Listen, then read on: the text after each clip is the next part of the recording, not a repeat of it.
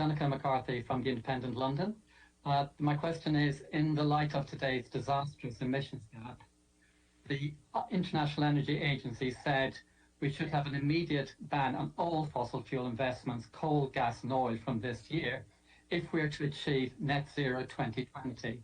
So my question is, why is UNDP or the Secretary General not calling on the COP to implement the IEA ban on all new investments in fossil fuels? Thank you.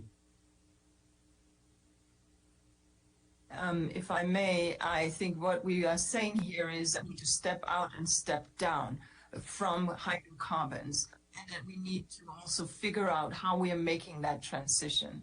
And what that will entail is to avoid that we have energy shortages, as we are seeing in some places now, is that we enable proactive engagement for investment in renewable. And that is done by government policies, and that is done by incentivizing, and that is done by banks leaning in and by ensuring that we have these longer term investments. At this point, calling for an end for certain fossil fuel investments is, of course, a clear call from IEA when they look at the trajectory, and we understand that.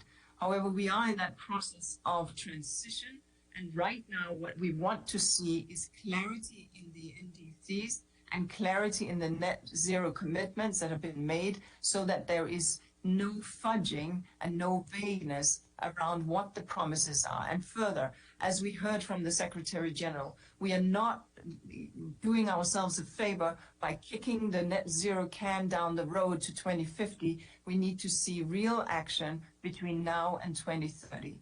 That's what we're calling for at the COP. Is that not a fudge by you?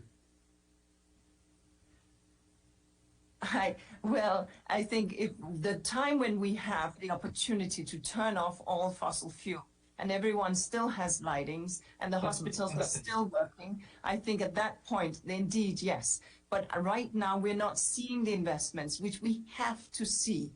And so the imperative now is on focusing on investing in the three sectors that are the carbon emitters. It is energy, it is transport, and it is infrastructure and buildings in cities. These are the three sectors that we're focusing on, and these are the three sectors that need to make these shifts.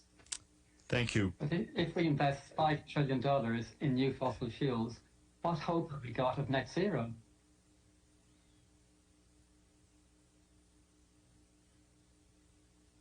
Stefan, do you want me to come back? I can come back, but we can take it into a dialogue. Yeah, exactly. Let's